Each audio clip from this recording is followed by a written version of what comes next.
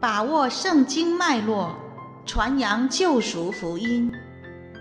欢迎收听、收看地极福音 TV。 그다음에 이제 마지막으로 우리가 계시록을 보겠습니다. 우리가 이제 이담에 6월달에 이제 에베소서를 공부하고 그다음에 뭘 공부할까 이제 생각할 때 계시록 한번 공부하고 싶어요. 내가 이제 중국에서 우리 학습반을 할 때 이제 1년 6개월 동안 그러니까 18번에 걸쳐서 이제 매월 한 주씩 이제 성경을 공부하죠. 이제 국사 조감을 3번 강의를 합니다. 3번 강의. 그러니까 여러 가지 배울 과목이 많은데 이 국사 조감을 3번 반복해서 가르쳐요. 처음에 그럽니다. 선생님 바쁜데 이게 다른 과목 가르쳐 주세요. 그러네요. 그래서 내가 3번 들어야, 국사 조감을 3번 들어야 그 다음에 다른 과목 강의한다. 듣기 싫으면 오지 마라. 그래. 그죠? 근데 다 와요. 꼬여꼬여 가. 그러면 2번째 와서 눈알이 땡그러져요. 그래서 3번째. 3번 끝나면요. 다시 한번 강의해 주세요. 그래요. 그죠? 근데 3번 더 하면 이제 시간이 없으니까 그 다음에 이제 성경을 과목별로 가르치는데 제일 먼저 뭘 가르칠까? 제일 먼저 가르치는 것이 로마서를 가르쳤어요. 그 다음에 2번째 가르치는 것이 계시록 가르쳤어요. 그 다음에 이제 창세기, 그 다음에 좀 우리가 이제 중요하던 과목을 혼자서 쭉 가르쳤는데 계시록을 왜 가르칠까요? 우리가 목표를 알면 길 가는 것도 쉽죠? 그럼 계시록은 우리의 신앙의 공적인 목표적이에요. 그러니까 먼저 목표를 알려주고 그 목표를 하는 길을 세부적으로 가르치면 가르치기가 쉽잖아요. 그래서 계시록을 먼저 가르치는 겁니다. 그렇죠? 그래서 오늘 계시록을 통해서 많은 이단들이 나오고 또 계시록 하면 성도들이 궁금증을 많이 가지고 있죠? 계시록은. 또 계시록에 궁금증을 많이 가지고 있는 반면에 반대로 계시록이 다 어렵다고 그래요. 계시록 한번 읽어도 무슨 말인지 모르겠다. 그죠? 근데 계시록 어렵다. 계시록 어려운 책이에요? 쉬운 책이에요? 성경은 연애편지, 계시록도 성경. 그래서 계시록도 연애편지 어려워요, 쉬워요? 관점이 바뀌어야 합니다. 관점이 바뀌어요. 계시록은 어려운 책이 아닙니다. 계시록은 또 두려운 책이라고 그래요. 그런 일을 일하면 우리 어떻게 견디냐? 믿는 사람에게는 아무런 두려움 책이 아니고 믿는 사람은 가장 큰 소망이 준 책이에요. 왜일까요? 왜일까? 여러분, 우리가 구원받았지만은 지금 이 구원의 완성이 아니죠? 우리는 지금 어떤 상황이에요? 환난과 핍박, 발꿈치를 상함 담을 어려움을 당하고 있는 거예요. 이것이 지금 오늘의 삶이에요. 이 모든 것이 다 언제 끝나냐? 계시록에서 다 이뤘다고 선언될 때 이게 끝나죠? 그때 우리의 구원의 완성이 되는 거예요. 만약 계시록이 없다면, 계시록이 선포가 없다면 우리 구원의 소망이 없어요. 있어요, 없어요? 없어요. 구원 받았지만 이게 완성이 아니기 때문에. 그죠? 언제 완성이 되냐? 계시록에서 다 이뤘다고 선언됐을 때 완성이 되기 때문에 계시록이야말로 우리 믿는 자에게 가장 소망을 주는 책이죠. 소망을 줘요. 그래서 우리는 계시록을 열심히 읽어야. 왜요? 소망이 있으니까. 그런데 우리는 계시록을 멀리해. 지금까지 관념이 잘못됐기 때문이에요. 어렵다, 두렵다. 그죠? 그러면 계시록은 어떤 책일까? 계시록은 어떤 책일까? 자, 우리가 이제 누가가 성경을 몇 권 썼어요? 2권 썼죠? 그럼 누가복음이라는 성경과 사도행전이라는 성경 2권을 썼어요. 그러면 학자들은 이야기합니다. 누가복음은 누가가 쓴 성경의 전편이고 사도행전은 누가가 쓴 성경의 후편이다. 그러면 어떤 사람이 책을 썼는데 그 책이 전편, 후편, 상권, 하권 하면 이 책이 스토리가 단절됐어요? 아니면 연결되어 있어요?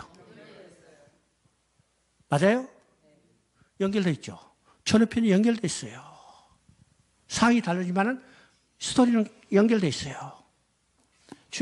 주인공도 같아요. 그죠? 그러면 누가가 쓴 성경, 누가복음은 누가가 쓴 성경의 전편이라면 이 전편의 내용은 어떤 것이요? 구약에서 약속하고 예언되는 것이 예수 그리스도를 통해서 복음으로 성취된 것을 증거하는 거예요. 그래서 복음서라고 그럽니다. 복음으로 성취된 것을 증거하기 때문에 복음서라고 그러죠. 그러면 누가 쓴 성경의 후편 사도행전은 어떤 것일까? 전편과 단절된 것이 아니라고 했죠. 누가복음에서 복음으로 성취된 것을 예수 그리스도의 성취된 복음을 사도행전을 쓴 교회를 통해서 성령에서 땅까지 전파되는 역사가 사도행전의 역사예요. 그죠? 그러니까 전편, 후편이 연결됐죠. 연결되죠. 그런 면에서 사도 요한이 쓴 성경도 전, 후편으로 우리가 생각해 볼 수 있습니다. 그죠? 그러면 사도 요한이 쓴 성경은 전부 5편인데 그 중에 요한 1, 2, 3서를 제하고 두 편의 책이 남죠? 그 책은 요한복음과 요한계시록입니다. 그러면 요한복음은 요한사도가 쓴 성경의 전편이고 요한계시록은 요한사도가 쓴 성경의 후편이라면 이 전후편이 연결되어 있죠? 연결되어 있어요. 그러면 이 전후편이 어떻게 연결됐을까? 아주 간단한 말로 요한복음, 전편인 요한복음은 죽임당하신 어린 양에 대해서 썼어요. 내용이 그렇죠? 예수님은 어린 양으로 오셔서 어린 양이 되셔서 십자가에 죽으셨어요. 이게 전편의 요한복음의 내용입니다. 그러면 후편은 어떤 내용일까? 전편과 연결된 내용이에요. 전편에서는 죽임당하셨지만은 후편에서는 이제는 살아 역사하신 어린 양. 살아 역사하신 그 어린 양에서 이 땅에 전투하는 교회를 위하여 싸워주시는 어린 양. 싸워주실 뿐만 아니라 그분이 모든 것을 완성한다 하시는 것을 선포하는 것이 요한계시록이라는 거예요. 그러니까 요한복음과 요한계시록은 단절된 책이 아니죠. 연결된 책이죠. 자, 이렇게 보면 아주 간단한 거예요. 그러니까 예수님이 어린 양을 통해서 이룬 일, 하나님 어린 양이 되셔서 이루신 모든 구원 계획을 계속해서 완성했다고 선포하는 겁니다. 선포해요. 그런데 여러분 보세요. 복음서가 4권 있지만 예수님을 어린 양으로 표현하는 것은 요한복음만 나옵니다. 또 요한계시록에서 어린 양인 예수 그리스도 어린 양이라는 것을 28번 정도 반복해서 나와요. 말이죠. 그러니까 요한사도는 어린 양 대신 예수 그리스도에 대해서 특별히 강조하고 그 어린 양을 통해서 하나님이 구원 계획을 성취했다는 것을 선포하는 거죠. 선포하는 거. 자, 우리는 이제 이 요한복음과 요한계시록만 연결해서 이제 성경을 봐도 요한계시록이 어떤 책이요? 우리 두려움을 주는 책이 아니라 우리의 구원을 완성하는 우리에게 소망을 주는 책이라는 사실을 우리가 보게 되는 겁니다. 보게 되는 거죠? 그러니까 요한계시록을 먼저 공부해. 그죠? 우리 소망이 가슴에 탁 한고 품고 얘기할 때 성경이 재밌어지잖아요. 그죠? 야, 그러면 지금 요한계시록을 볼 때 우리가 기억해야 할 성경 구절이 하나가 있어요. 그러면 요한계시록을 볼 때 기억해야 할 성경 구절이 어떤 성경 구절일까요? 네? 몇 절? 아니, 요한계시록 볼 때 성경 전체에서 우리가 머릿속에 정리할 성경 구절. 내가 똑같은 이야기 몇 번 반복이죠? 어? 바로. 여러분, 창세기 3장 15절을 내가 암송하라고 그랬어요. 그죠? 창세기 3장 15절에 이 계시를 완성해 가는 것이 성경의 이야기고 이 계시를 완성했다고 선포하는 것이 계시록이죠. 그러면 창세기 3장 15절을 우리가 다시 한번 정리해 봅니다. 창세기 3장 15절은 두 진영으로 나뉠 것을 이야기했죠. 두 진영은 여자의 후손 진영과 뱀의 후손 진영. 두 번째는 이 두 진영 사이에는 원수가 되고 싸움이 있다고 했습니다. 세 번째는 이 싸움의 결과가 어떻게 끝날 것을 이미 계시했죠. 여자의 후손이 뱀의 머리를 상하게 할 것이다. 그런데 뱀의 후손도 끝까지 대항해 올 거예요. 그것이 여자의 후손의 발꿈치를 상하게 할 것이다. 자, 지금 창세기 3장 15절을 우리가 정리했어요. 요한계시록은 바로 이것이 그대로 실현되는 내용입니다. 실현된 내용이죠? 그러면 지금 교회는 어떤 교회예요? 지금 교회가 어떤 상태예요? 요한 계시록에 나오는 교회는 예수 그리스도를 증거하다가 예수 그리스도의 환난과 참음에 동참한 교회. 다른 말로 하면 어떤 교회? 뱀의 후손에 의해서 발꿈치를 상함당하고 있는 교회. 그렇죠? 발꿈치를. 그러니까 우리가 구원받다 해서 만사의 형통이 아니라는 사실이에요. 반드시 핍박이 있다는 사실이에요. 환난과 곤란이 있다는 사실이라는 거죠. 그럼 거의 대표적으로 지금 어느 교회인가? 계시록에 나타난 이 교회들이에요. 이 교회는 오늘 우리들의 교회예요. 무슨 교회죠? 그러면 이 환난과 핍박을 당하고 있는 거, 지금 세상 가운데서 지금 어려움을 당하고 있는 교회에 누가 찾았을까? 예수님이 오셨어요. 예수님이 오셨어. 그 예수님은 어떤 것이요? 전에는 죽임 당했지만 이제는 살아서, 그죠? 이 전투하는 교회를 위하여 싸워주시는 어린 양으로 이 땅에 오셔서, 그죠? 오셔서 이 전투하는 교회를 위하여 싸워주시는 분으로 오신 겁니다. 그래서 이제 계시록에 보면 1장에 보면 이제 예수님의 모습이 나타나죠. 1장 13절을 보면 그 모습이 발에는 긴 흰 옷을 끌리는 옷은 흰 옷을 입고 허리에는 금띠를 뗐다고 써요. 이 모습은요 구약의 대제사장의 예복과 비슷하고 왕들이 띠는 이 금띠하고 비슷하지만은 15절을 가니까 그 모습이 확 변했어요. 그 모습이 어떻게 변했을까? 발에는요 빛나는 주석 같은 것을 신발을 신고 어떻게 해요? 입에는 예리한 검을 물어놨습니다. 이건 제사장과 왕의 모습이 아니죠. 누구의 모습이에요? 전투하는 교회, 전투하는 군인의 모습이에요. 그죠? 그러면 이 땅에 전투하는 교회를 위하여 싸우시는 최고의 사령관으로 예수님이 오셨어요. 예수님이 오셨죠? 예수님이 오셔서 전투하는 교회를 대표하는 요한에게 오셔서 오른손을 어깨에 얹으며 두려워하지 말라. 이 모습은 언제의 모습일까? 이 모습은 언제의 모습일 것 같아요? 여호수아 1장에 보면요. 여호수아가 지금 가나안 땅 점령을 앞에 두고 지금 온몸에 힘이 쫙 빠졌어요. 그때 누가 찾아오셨어요? 하나님이 여호수아에게 찾아오셔서 첫 말씀이 어떤 말씀이요? 두려워하지 말라. 내가 너와 함께하리니 너는 강하고 담대하라. 이 말씀과 똑같죠? 오늘 전투하는 교회, 사단과 싸워야 하는 전투하는 교회, 우리 마음에 좀 두려움이 있어요. 지금 사도 요한도 그런 모습이에요. 그때 주님이 찾아오셔서 오른손을 어깨에 얹으며 두려워하지 말라. 그리고 하시는 말씀이 어떤 말씀이에요? 나는 살았노라. 전에는 죽었지만 내가 살았노라. 요한복음에서는 죽으셨어요. 그런데 이제는 살으셨어요. 살으신 그 분께서 전투하는 교회를 위하여 싸워주시는 최고의 사령관으로 오신 겁니다. 오신 거죠? 그래서 이제 2장 3장을 보면 자, 이 땅에 전투하는 교회를 다 모아놨죠. 자, 이 7교회는 어떤 의미일까? 물론 이 7교회는 당시에 실제로 존재했던 교회들입니다. 그런데 당시에 실제로 존재했던 교회들이 이 7교회뿐만 아니라 수많은 교회에서도 있었죠. 우리가 이미 본 것처럼 데살로니가 교회도 있었고 골로새 교회도 있었고 빌립보 교회에서도 있었는데 여기는 그건 나타나지 않아요.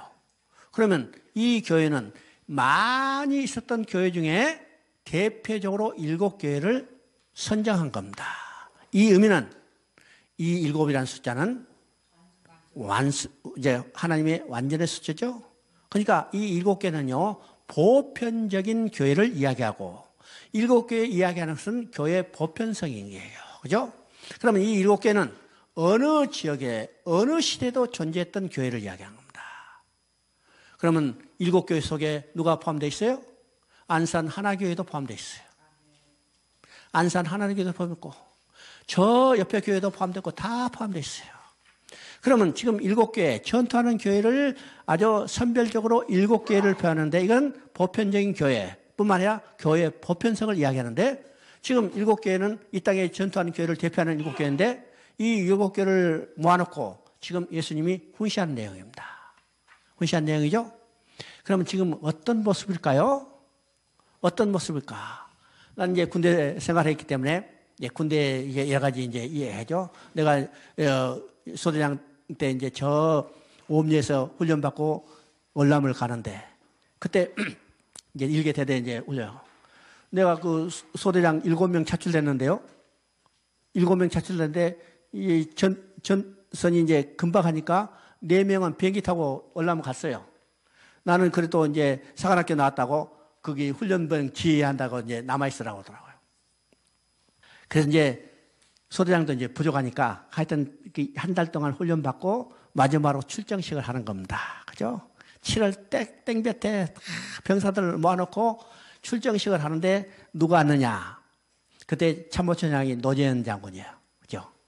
그 다음에 국방부 장군을 하다가 12 이게 이제, 그죠? 하여튼 이제 국방 이제 별내가 와가지고 새까만 소희가 이제 앞에서 별내게 쳐다보고 있는데 어떻게 해요? 아니, 이 사람 빨리 끝내고 좀 일찍 끝나고 가지. 1시간 동안 훈련하는 거예요. 귀에 들려요? 안 들려요? 하나도 안 들려. 내가 지금 전쟁터에 죽으러 가는데 무슨 그 사람 하는 소리가 들리겠어? 안 들려. 근데 지금 생각해보니까 무슨 말 했겠어요? 싸라, 이기라. 그쵸? 그러니까 지금 7개, 출정하는 7개를 모아놓고 최고의 사랑관 된 예수님께서 훈시하는 내용입니다. 훈시하는 내용이죠? 그럼 이 7개의 칭찬도 있고, 권면도 있고, 책망도 있어요. 그러면 7개의 칭찬과 권면은 뭘까요? 전투하는 교회가 지켜야 할 것이 무엇인가를 이야기하는 겁니다. 그러면 7개의 말하는 이 칭찬과 권면은요, 이것을 다 정리해 보면 오늘 안산 하나교회가 지켜야 할 것이 무엇인가를 이야기해요. 그죠? 반대로 책망이 있어요. 이 책망은 뭐예요? 전투하는 교회가 버려야 할 것이 무엇인가를 이야기하는 겁니다. 그러면 7개의 이야기하는 이 책망을 다 정리해 보면 오늘 안산 하나교회가 버려야 할 것이 무엇인가를 이야기하는 겁니다. 그죠? 그리고 공통적으로 하는 이야기가 있어요. 이기는 자에게는 이것을 주리니. 근데 7교회가 다 똑같은 이 약속이죠? 그 말은 어떤 의미일까? 전투하는 교회가 존재하는 목적이 뭘까요? 군대가 존재하는 목적은 오직 딱 하나예요. 전투에서 이기는 거예요. 전투에서 이기는 거. 병기 선지를 많이 잘했다고 하는 게 아니고, 나팔 많이 부는 게 중요한 게 아니고, 이기는 거예요. 오직 이기는 거. 오직 이기죠? 이기기 위해서 어떻게 훈련하는 겁니다. 이기기 위해서 장비 준비하는 거예요. 이기기 위해서 전술을 개발하는 겁니다. 그러니까 모든 것이 집중이 어디냐? 이기는 데 있어요. 전투하는 교회가 존재하는 목적은 딱 하나? 이기는 거예요. 그러면 이 땅에 존재하는 이 전투하는 교회도 목적이 뭐예요? 영적 전투에서 이기는 겁니다. 이기는 거예요. 그래서 이기라고 그러죠. 7개 똑같이 이기라고 그래요. 이거는 이길 수 있다는 거예요. 이기라는 거예요. 내가 이기겠다는 거예요. 누가? 예수님이 이기겠다는 겁니다. 예수님이 이기셨기 때문에 최고의 사랑관이 싸워서 이기셨기 때문에 우리도 이길 수 있는 거예요. 이기라는 거예요. 그리고 이제 4장, 5장은 상이 확 바뀌어지죠. 지금까지 지상에 초점을 맞췄다면 그 초점을 뭘로? 카메라 앵글을 싹 돌려가지고 하늘로 보여주는 거예요. 그러면 이건 어떤 의미일까? 교회는요, 2종류로 존재해요. 2종류로 존재해요. 이 땅에 존재하는 거예요. 지상교회죠. 그 교회는 전투하는 교회입니다. 또 한 부리는 하늘에 존재하는 교회. 이 교회는 승리하는 교회입니다. 그죠? 그러면 이 땅에 전투하는 교회와 하늘에 승리하는 교회는 먼 시차가 있는 게 아니라 동시에 존재해요. 이 땅에 전투하는 교회가 어디에 동시에 존재하면 하늘에 승리하는 교회로 존재한다. 여러분 지금 실체가 어디 있다고 그랬어요? 여러분 실체가 어디 있다고 그랬어요? 우리는 하나님 우편에 앉아 있잖아요. 그러니까 이 땅에 전투하는 교회로 존재하지만은 우리 실체는 어디 있냐? 하늘에 승리하는 교회로 존재하는 겁니다. 그러면 지금 땅에 전투하는 교회의 모습을 보이다가 야, 너 고생 많지? 네 실체가 어디 있는가 봐라. 그래서 카메라 앵글을 하나 쫙 보여주면서 어떻게 해요? 야, 너희가 땅에서 지금 고난을 받고 있지만은 너의 실체는 하늘에 승리하는 교회로 존재하지 않느냐. 이걸 보라는 거예요. 그러니까 우리는 뭘 바라보고 가야 해요? 하늘에 승리하는 교회를 바라보고 가는 것이 우리 신앙이에요. 신앙이죠? 그래서 지금 요한을 하늘로 올라오라 해서 요한이 지금 어디서 있어요? 어디에 있었어요? 보좌 주위에 24장로가 있는데 그 중에 한 사람이 누굴까요? 요한이요. 장로라고 표현했어요. 그러면 우리가 앞서서 요한을 누구라고 했어요? 장로라고 했어요. 그러니까 바로 구원받은 백성들이 어떻게 해요? 하늘에 하나님 보좌에서 하나님께 경배하는 모습을 보여주는 거죠. 보여주는 거예요. 그래서 이제 4장, 5장은 하늘의 모습을 보여줍니다. 그리고 이제 이 똑같은 하늘의 모습인데 4장은 창조주의 관점에서 보여주고 5장은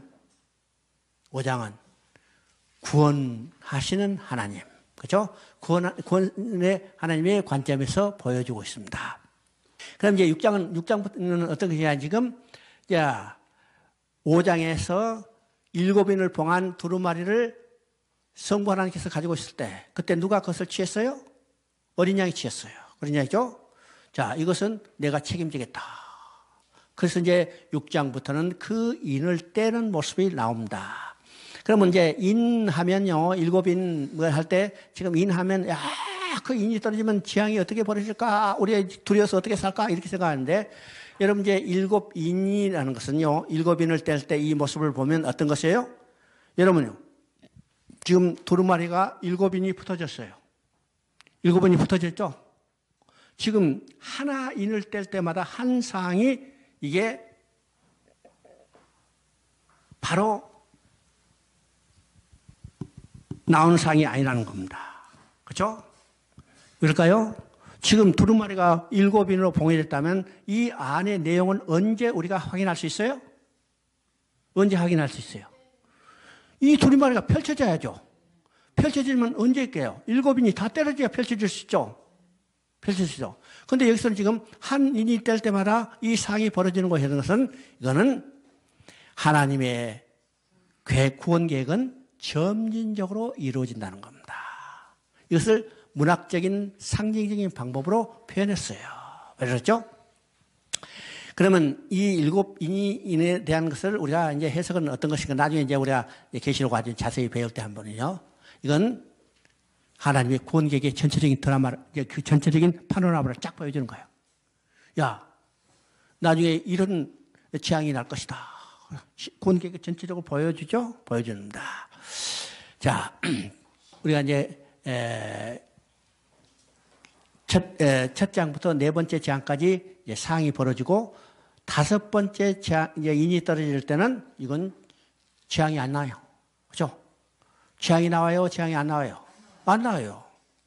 먼저 순교자들이 우리 여기 언어를 풀어줘라 했더니 하나님 뭐라고 말씀하세요? 수가 찰 때까지 기다리라는 거예요. 이 말은 어떤 말인가?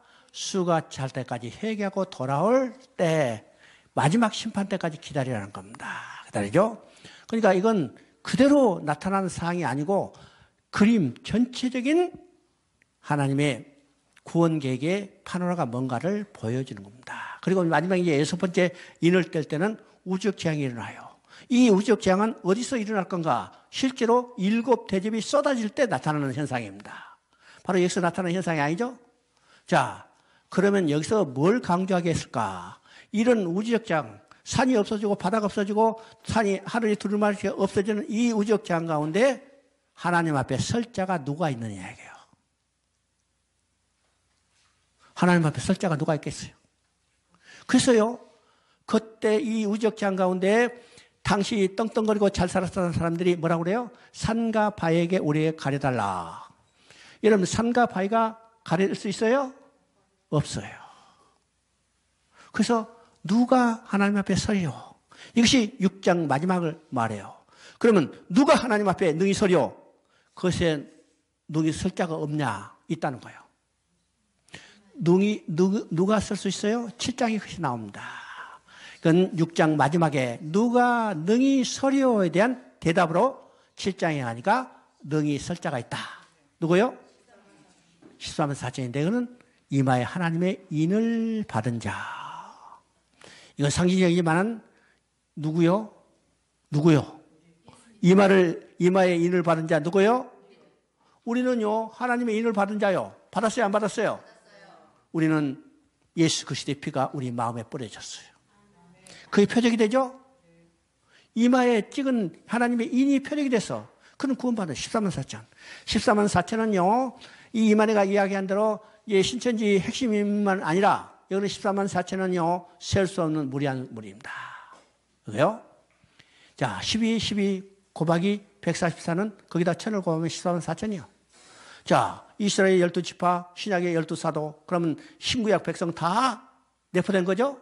거기다 무한 숫자 1000을 곱한 것이 14만 4천입니다. 14만 4천에 누가 포함되어 있어요? 네? 걱정하지 말아요. 여러분 다 14만 4천에 포함되어 있어요. 왜요? 그 다음에 이제 그것을 또 해석해 주죠. 어디요? 7장 9절에 하늘에 셀 수 없는 물이라고 해요. 그러니까 14만 4천은 결과적으로 뭐예요? 하늘에 셀 수 없는 물이고 그 14만 4천은 14장에 보니까 시온산에 어린 양과 함께 서 있는 자들이에요.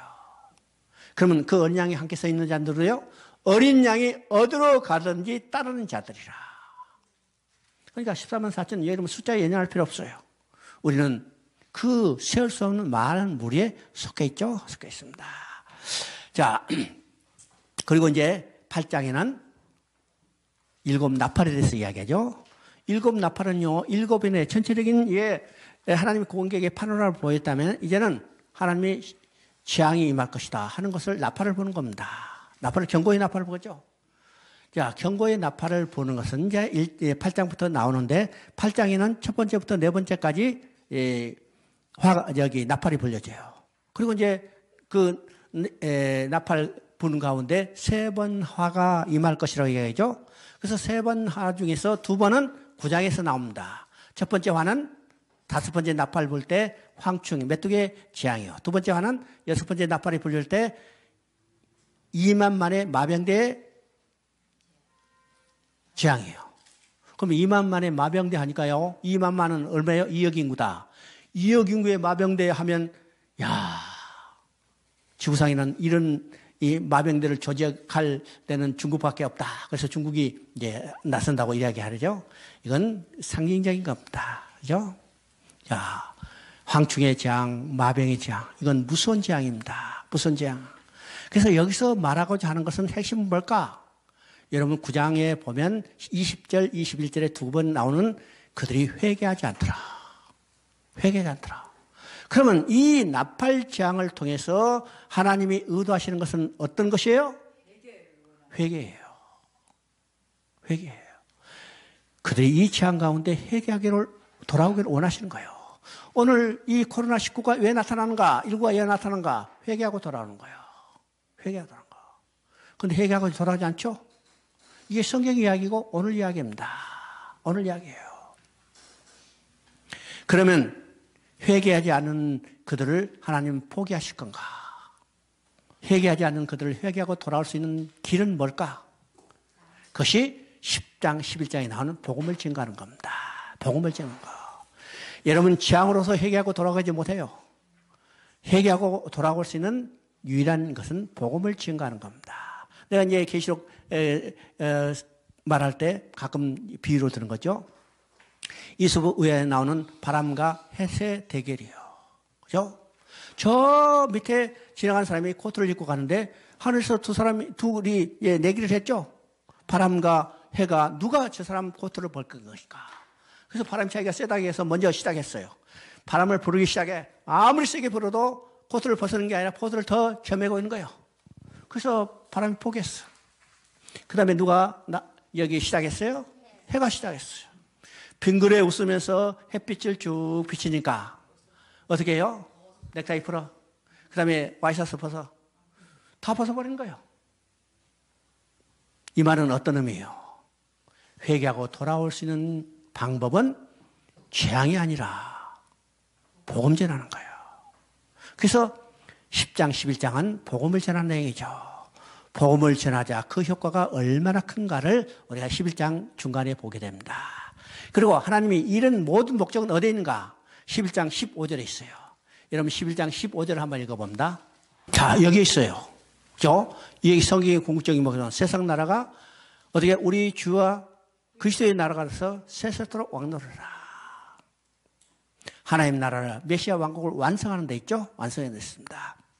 그리고 이제 12장 10부터 14장까지는 이 땅에 존재하는 교회가 어떤 영적 전투를 하고 있는가를 보여주는 겁니다. 보여주는 거죠? 그래서 12장은 눈에 보이지 않는 어떤 것이 교회를 핍박하는가. 그죠? 눈에 보이지 않는 교회를 누가 핍박하는가. 예수 믿는 자를 누가 핍박하는가. 자, 여기서 이제 12장부터 13장까지는 이 그리스도와 그리스도인을 핍박하는, 대적하는 세 가지 적의 형태가 나오죠. 이 적의 형태는 12장에서 첫 번째, 12장 9절에 뭐라고 나와요? 용이 쫓기니 옛 뱀이요 사단과 마귀라. 그러면 용이 쫓기니 옛 뱀이요 사단과 마귀라고 써요. 그러면 옛 뱀은 어디서 나타났던 뱀이요? 창세 때 에덴 동산에 인간을 유혹했던 뱀이요. 그 뱀에는 누가 있냐? 사단과 마귀가 있는 거예요. 그러니까 눈에 보이는 교회를 핍박하는 눈에 보이지 않는 실체가, 존재가 누구냐? 그 사단이라는 거예요. 사단이요.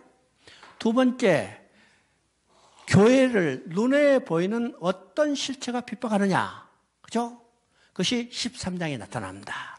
여러분 13장 1절을 보면 바다에서 나오는 짐승을 보니 머리가 10, 뿔이 7개라. 머리가 100개, 뿔이 70개라도 이건 한 종류예요. 왜요? 그리스도를 핍박하는 적그리스도예요. 쉽게 말하면요, 아주 쉽게 말하면 이게 정치적인 세력이죠. 다른 종교의 세력. 이것이 그리스도를 핍박하는 겁니다. 있어요, 없어요? 옛적에도 있었고, 지금도 있고, 앞으로도 있어요. 언제부터 있었어요? 창세 때부터 나타났잖아요. 가인이 아벨을 쳐 죽인 사건이잖아요. 그러니까 이미 이야기했지만은 창세 때 나타났던 사단의 저실이 무엇인가를 우리가 알아야 합니다. 그렇죠? 세 번째 나타나는 것은 땅에서 나오는 짐승을 보니 머리에서는 용처럼 두 뿔이 있고 머리에서는 이게 어린 양처럼 두 뿔이 있고 입에서는 용처럼 말하더라. 이건 뭘 의미해요? 이건 거짓 선지자예요. 거짓 선지자. 거짓 선지자는 누구요? 교회를 부패시키고 진리의 교훈을 변질시키는 새예요. 혼합시키는 거죠. 이건 언제부터 있었어요? 창세 때부터 있었고 지금도 있고 앞으로도 있어요. 그러니까 교회를 무너뜨리는 세력, 공격하는 세력은 이 세 가지 형태의 적으로 나타나죠. 첫째는 사단이요. 두 번째는 적그리스도, 세 번째는 거짓 선지자입니다. 이건 이미 창세 때부터 사단이 있었던 전술이라고 그렇습니다. 전술. 그럼 이 전술을, 이 적들을 어떻게 이길 수 있을까? 이것이 12장 11절에 나옵니다. 여러분 12장 11절 한번 읽어봅니다. 자, 거기 보니까 어린 양의 피와 자기의 증가하는 말과 죽기까지 자기 생명을 아끼지 않고 싸울 때 우리는 영적 전쟁에서 승리할 수 있는 거예요. 자, 우리는 영적 전쟁이라고 했죠? 우리가 영적 전쟁을 하는 무기는 뭐예요? 말씀. 이게 어린 양의 피요. 우리의 말씀은 곧 어린 양의 피요. 왜요? 성경은 어린 양의 피를 증거하는 겁니다. 어린 양의 피, 곧 예수 그리스도의 십자가의 죽음, 여자의 후손을 버려서 가죽 옷을 지어 입히신 이를 예언하고 약속하고 성취되는 것이죠. 그러니까 어린 양의 피를 붙들지 않으면 우리는 영적 전쟁에서 이길 수 없어요. 두 번째는 자기의 증거하는 말이라고 했습니다. 자기 증거하는 말은 어떤 것일까요? 내가 바른 복음을 다른 사람에 증거해 줘야 해요. 증거해 주지 않으면 영적 전쟁에서 이길 수 없죠. 우리가 영적 전쟁은 하나님 나라를 확장하는 사역인데 이 사역은 우리의 입을 통해서 복음을 증거하는 거예요. 이때 우리는 이길 수 있습니다. 언제까지? 죽기까지 자기 생명을 아끼지 않고 싸울 때. 이것이 계시록의 정신입니다. 계시록 정신이요. 성경의 정신이요. 오늘 우리가 복음을 받아들일 때까지 죽기까지 자기 생명을 아끼지 않고 싸웠던 피 흘리는 사람들이 얼마나 많이 있어요? 얼마나 많이 있어요. 오늘 한국에도 이제 순교자 묘비들 많죠? 중국에서 순교자 이제 묘지들 많이 있어요. 나는 이제 중국의 전역에 있는 곳에 한 대여섯 군데는 가봤어요. 저 우르무치, 저 기주성에 있는 지역도, 저 산동성에 있는 거도. 야, 이 사람들 왜 죽었을까요? 그는 부모 따라서 석 달도 안 돼서 죽은 어린아이도 있어요. 복음을 증거하기 위해서 왔다가 죽은 겁니다. 우리는 그 사람들의 피 흘리기까지 죽기까지 자기 생명을 아끼지 안 하고 복음을 증거하는 이 일들이 있었기 때문에 오늘 우리가 복음 받는 거고, 또 우리 삶이 뭐예요? 죽기까지 우리가 생명을 아끼지 않고 복음을 증거하는 겁니다. 그렇죠? 자, 이제 14장은요, 이 복음 증거의 결과가 어떤 것인가를 보여줍니다. 그죠? 영적 전쟁의 결과가 어떻게 끝난 것을 보여줘요. 이 영적 전쟁의 결과는 어떻게 끝났어요? 그래요. 자, 14장 1절에 봅니다. 또 내가 보니 보라 어린 양이 시온의 산에 있었는데 그와 함께 14만 4천이 서 있는데 그들의 이마에는 어린 양의 이름과 그 아버지의 이름이 쓴 것이라. 자, 시온산에 서 있는 자 14만 4천이죠. 어린 양에 속한 자, 이것은 영적 전투에서 승리한 자입니다. 승리한 자죠. 그런데 반대로 그리스도를 핍박했던 사단의 세력은 멸망해야 되는 거죠. 그것이 14장 8절에 무너졌다 큰 성 바벨론이요. 이건 사단의 세력이 멸망되는 것을 선포하는 겁니다. 선포하는 거죠. 그래서 14장에 보면요, 두 가지 추수가 나와요. 첫 번째 추수는 알곡 추수입니다. 또 하나의 추수는 포도송이 추수예요. 그러면 이 추수가 전혀 다르죠. 알곡 추수는 주님이 직접 나와서 알곡을 추수하는 겁니다. 주님이 직접 나와서. 주님이 직접 나와서 여러분을 추수하는 거예요. 그죠? 하나하나 손으로 집는 거예요. 왜요? 그만큼 자기 핏값으로 사신 그 알곡이 귀하기 때문에 하나라도 놓치지 않게 해서 친히 주님이 추수하신 겁니다. 근데 포도송이는 어떻게 해요? 천사들을 보내서 대충 걷어가지고 그냥 포도주 틀에 집어넣고 밟아버리는 거예요. 그러니까 이 영적 전투에서 결과가 어떻게 건가? 우리가 믿음을 지키고 이 전투에서 승리한 결과가 어떤 건가를 우리가 알아야죠. 알아요. 그리고 15장에서는 이 영적 전투에서 승리한 자들이 이제는 저 유리바다를 바라보고 찬송하는 겁니다. 이것은 어떤 모습이에요? 이스라엘 백성이 애굽에 나서 홍해를 건너고 그 건넜던 홍해를 바라보고 노래를 불렀던 출애굽기 15장과 똑같은 겁니다. 우리도 그 노래를 부를 때가 있을 거예요. 그렇죠? 노래 연습 많이 잘해놔야죠. 그렇죠? 우리는 그 노래를 부를 거예요. 그렇죠? 그 다음에 이제 16장은 이제는 회개하고 돌아오지 않는 그들을 마지막으로 심판하는 겁니다. 그래서 7 대접을 썼는 거죠. 7 대접을 썼는 거. 여러분요, 7 대접을 써둘 때도요, 하나님은 그들이 회개하고 돌아오기를 기다리시는 마음이 이 16장에 보면 그대로 나타나 있습니다. 그러니까 우리가 성경을 통해서 뭘 봐요? 하나님은 심판의 목적이 있는 게 아니라 구원의 목적이 있다는 사실이에요. 끝까지 기다리시는 하나님. 그죠? 그리고 16장에 우리가 아마겟돈 전쟁이라고 얘기하는데, 아마겟돈 전쟁하면 오늘 많은 사람들이 어디서 3차 대전이 일어날까 많이 이야기하죠. 여러분요, 이 아마겟돈 전쟁은 물리적 전쟁이 아니라는 사실을 알아야 합니다. 물리적 전쟁이 아니고 영적 전쟁이에요. 그리고 이 영적 전쟁은 어떤 실체로 나타나는 게 아니라 일방적인 하나님의 전쟁이에요. 지금 유브라데 강이 열리자 왕들이 다 모였어요. 그렇죠? 이건 왕들이 다 모였을 때 어떻게 했어요? 그에서 서로 싸우는 게 아니라 일방적으로 하나님이 그냥 확 부어버린 겁니다. 버린 거예요. 그러니까 이건 전투라도 할 수 없어요. 그러면 우리가 성경에서 가장 큰 영적 전쟁은 어디서 나타났을까? 그죠? 가장 큰 영적 전쟁은 십자가에 일어났어요. 이 십자가에서 일어난 전쟁은 여자의 후손이 뱀의 머리를 상하게 하는 거예요. 창세기 3장 15절에 계시된 그대로 성취됐어요. 그런데 창세기 3장 15절에 또 하나가 있죠. 뱀의 후손이 여자의 후손의 발꿈치를 상하게 할 것이다. 그러면 오늘 구원받은 교회들, 구원받은 우리들은 이 발꿈치를 상하게 하는 이 환난과 핍박을 당하고 있죠. 누구에서? 뱀의 후손에 의해서. 그러면 이 뱀의 후손도, 우리를 발꿈치를 상하게 하는 이 뱀의 후손도 완전히 멸망돼야 해요. 그 전쟁이 어떤 전쟁이요? 바로 아마겟돈 전쟁이에요. 아마겟돈 전쟁은 영적 전쟁에서 최후의 승리를 선포하는 겁니다. 그러니까 십자가의 전쟁은 최대 전쟁이었어요. 그렇죠? 최대 전쟁이었지만은 이 아마겟돈 전쟁은 최후의 승리를 선포하는 전쟁입니다. 그런데 이것은 물리적 전쟁이 아니라 영적 전쟁이고, 이거는 쌍방의 전쟁이 아니라 일방적인 전쟁이라는 사실을 우리가 보게 되죠. 보게 됩니다. 그리고 이제 17장, 18장, 20장에는요, 이제 16장에 대한 구체적인 해설이에요. 해설. 그리고 이제 16장에서 16장 17절에 중요한 말이 나온다고 했습니다. 7 대접을 쏟으면서 다 되었다고 선포해요. 그죠? 이건 발꿈치를 상한 세력도 다 멸망시켰어요. 최후의 승리가 이루어졌던 겁니다. 최후 승리가 이루어졌기 때문에 하나님은 자신의 계획과 목적대로 21장 6절에서 다 이뤘다고 선포하는 겁니다.